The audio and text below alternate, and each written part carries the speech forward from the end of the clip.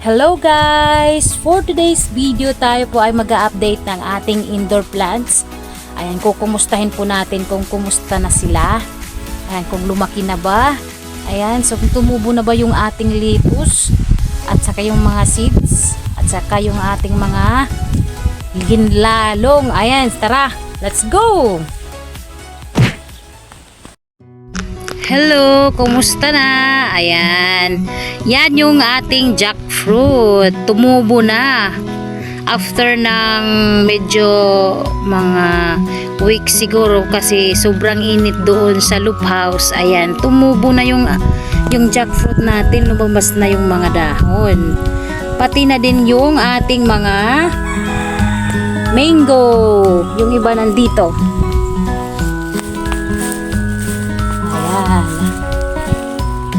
Yan. So, bumalik na yung sigla ng ating tanim.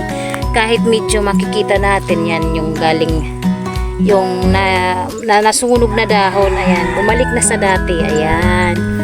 Pati yung ating lansones ba to? Rambutan. Ayan oh. Ayan guys. Bumalik na sa dati. Ayan. Ayan. Ito pa. Yung rambutan, di ba? Nabuhay na ulit. So, importante talaga na nasa magandang lokasyon yung ating mga pananim. Hindi dapat nasa nasa tawag nito. Mainit sobra kasi yung panahon ngayon, sobrang init na. Yung rambutan tumubo na. Dati hindi to ay. Ayan oh. Tumubo na siya. Galing. Ayan.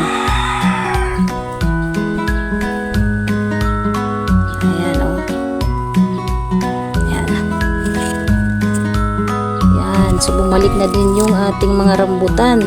So we have 6 rambutan here and then 3 mangoes. Ayan oh. So nandito pa yung mga dahon na mga nasunog. So ayan, still recovering pa rin yung ating mga rambutan.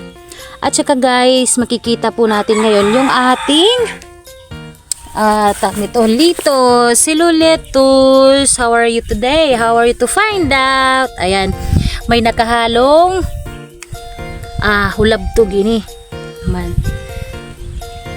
Ayan yung ating lettuce, maganda yung tubo, galing sobra. Mabuti naman nakasurvive kayo. Actually pinalitan ko na dati nung nandun sila sa sa loop house, pizza yung tinanim ko.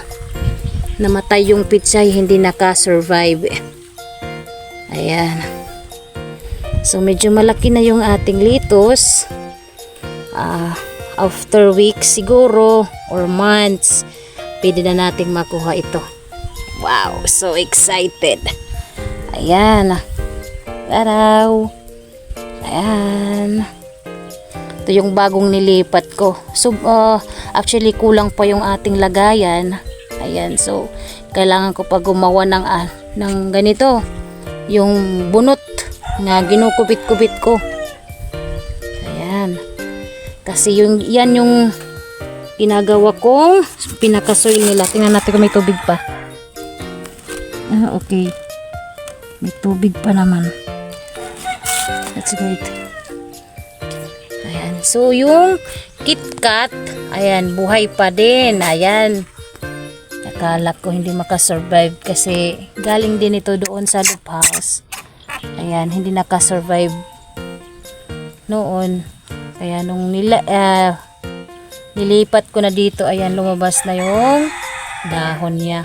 So, sana mas mag-enjoy pa siya at lumaki at maging malusog. Ayan. Tapos yung lansones ko nilipat ko na dito kasi yung ibang ganito pots hindi na nabuhay yung ibang prutas, kaya nilagay ko na dito yung ating laso na ahos. Ayan, so far yan lang muna. Ito pa pala, kailangan pa nating ilipat yung ating lettuce. Tapos may nakahalo dito na kamatis ata to. Ayan. Ayan, so ito yung dalawa. Dyan ko na yan papalakihin. Kasi hindi nakakasurvive doon sa garden, namamatay. Ayan, so dyan lang muna siya. Dito lang muna siya sa loob. Ayan, ayan yung ating bitter melon. Ayan, nilagyan ko ng bahay-bahay para makaakyat siya sa taas. Ayan. So, ayan guys, thank you for watching. At, ganoon, bye-bye.